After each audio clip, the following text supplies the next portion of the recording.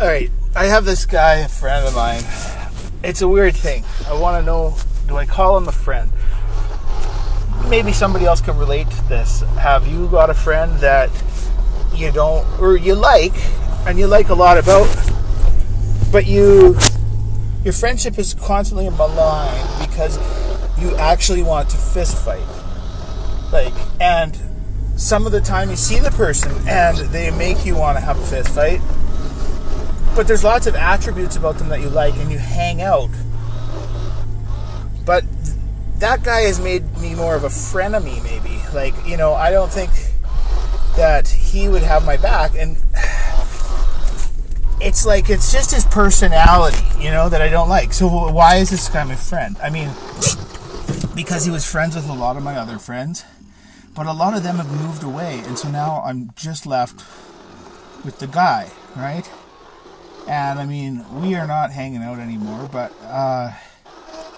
it's like at any point I could probably go over, or he could come to me, and it would be okay. But by the time we were finished, even hanging out for a day, it would be like, how do you say it? As you're leaving, it's like, yeah, okay. He has a tone, and it's like, it might be one of these guys that's just good for getting things out of you. Gust it out. I don't know, because I've worked with him. But I think I actually figured it out. It was because when we were working together, he was about 5 years older than me. And he was a little bit bigger than me, and he'd probably been doing this kind of work for maybe longer than me, but definitely longer in the field we were in.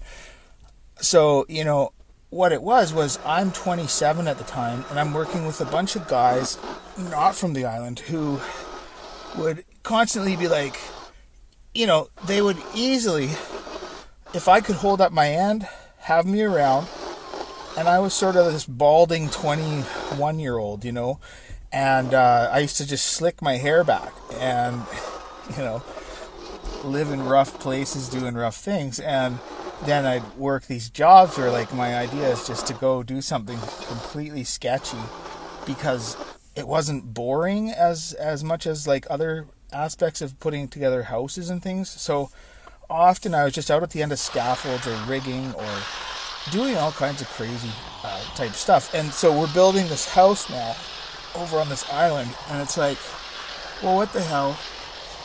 The guy kind of, I get it, I'm the new guy, and he was one of the last to adopt me because he was the type, he's the type of guy who would have to assert his authority because he wants to go places with the company. Whereas me, I've always been the guy who, let's make sure the company goes the right way and we can be a team to get the job done, if that makes sense. Whereas this kind of job stuff, anyway, the job stuff's not that important. The important thing was I went up to Whistler with all these other foremen and stuff, and I'm 25 years old at the time, and my attitude had always been sort of like, well, the guys who got me places with work and who I would, want to impress would be the guys that were always sort of like, the odd one would be like, too young for this or for that, but it would be, these 45-year-old guys who I think when they turn 45 are realizing they're going to be 50 soon. And so they're like, okay, this 27-year-old guy, he's kind of our peer, he's acting like our peer, and he's balding like our peer, but he's only 27. Yeah, we can see ourselves being as, in shape or as virile, young, and full of piss, which, I was. And we'll say that in the past tense. Anywho, point is that when I met this guy, I would say more closer to 30, and I'd say he was 33, 34. And I just had not been used to equating age after 30. I'm, if you're 50 or if you're 30, there's a lot more in common than if you're 15 and you're 25. But, who's perpetuating that into their 30s? Well, I kind of, it didn't just enter my position of thought, when I was working, because I've been doing this sort of work for, 8 hard years. By the time that I'm working with this buddy, and anyway, over the years, a lot of he was always sort of a facilitator and a guy who,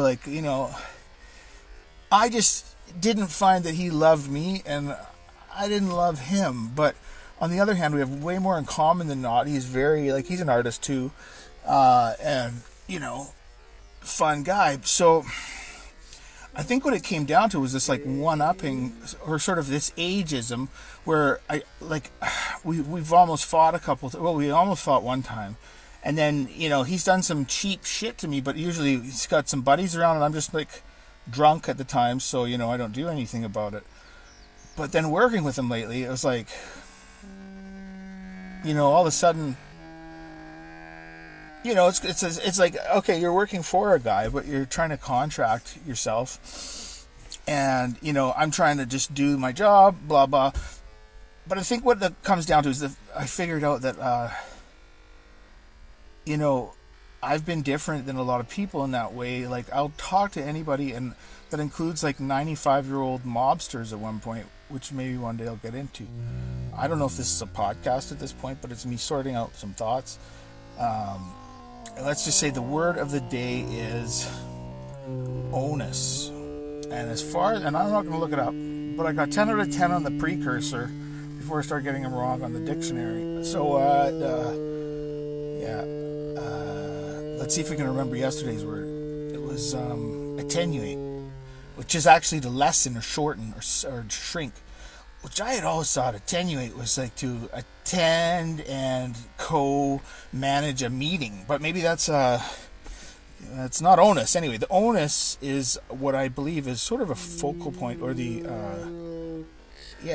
would be the kinetic focal point, in my opinion. Haha, I don't know. Somebody leave me a comment in the comments and tell me.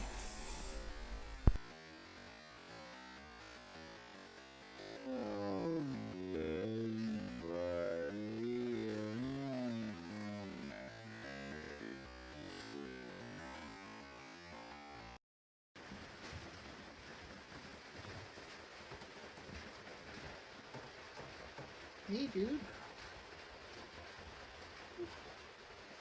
Okay.